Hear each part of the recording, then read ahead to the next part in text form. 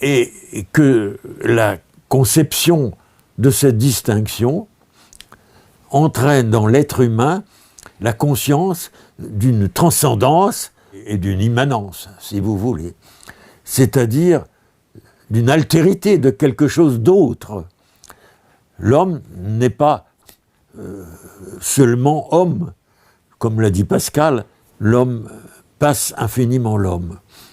Et c'est ça le sens de la transcendance, c'est ça le sens du dépassement. Or, il m'a semblé que le rejet, le refus, ou la démarche dans laquelle était engagée l'Église, ou disons une partie de l'Église, conduisait à ce processus anthropique de dédifférenciation. D'ailleurs, c'est ce qui se manifeste aujourd'hui.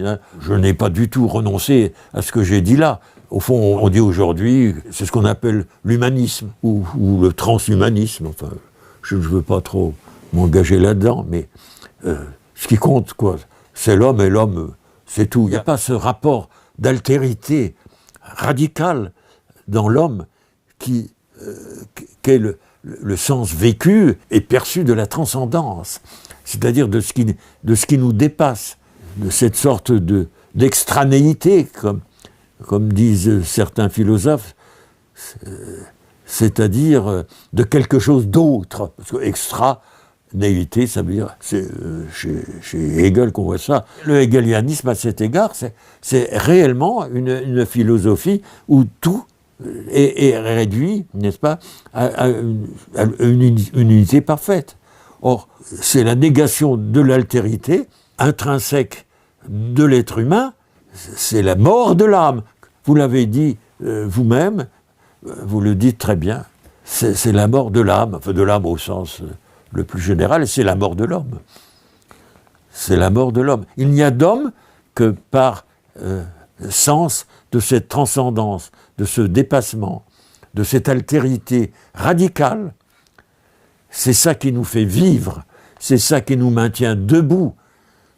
C'est la verticalité de notre être. L'homme est le seul animal debout. Enfin, ça se discute, mais enfin, disons, admettons-le, hein, n'est-ce pas? C'est le seul animal debout. Et c'est la verticale. La verticalité, c'est le sens de la transcendance. Je ne dis pas du tout qu'il faut nier l'immanence, au contraire. Il n'y a de transcendance que par rapport à une immanence, c'est-à-dire par rapport à un état humain. Mais il y a une ouverture, il y a un creux, si l'on veut, dans la nature humaine qui l'oriente vers le haut, vers la transcendance. Et c'est ça qui est la racine de tous ces efforts, de tous ces processus, et même de création.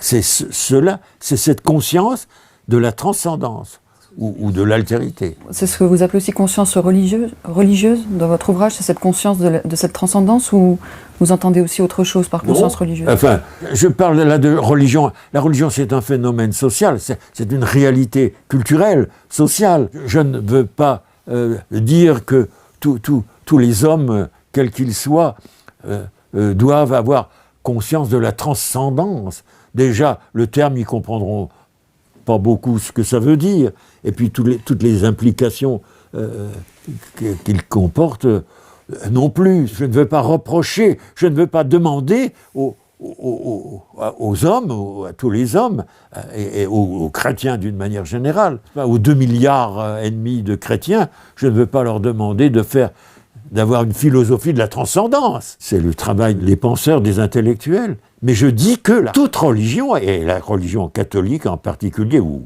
la religion protestante, la religion, le religieux, réalise un sens pratique et réalisable, si vous voulez, du sens de la transcendance. L'homme religieux est dans une situation de transcendance. Même s'il ne connaît pas très bien le terme, ou sa signification métaphysique, mais c'est un fait, son existence est transcendée en permanence par ses devoirs religieux, par son amour de Dieu, par son amour aussi du prochain, bien sûr. Il est orienté, oui, il est verticalisé. Mais si j'ai bien compris, suite au Concile Vatican II, donc on aurait perdu quand même cette dimension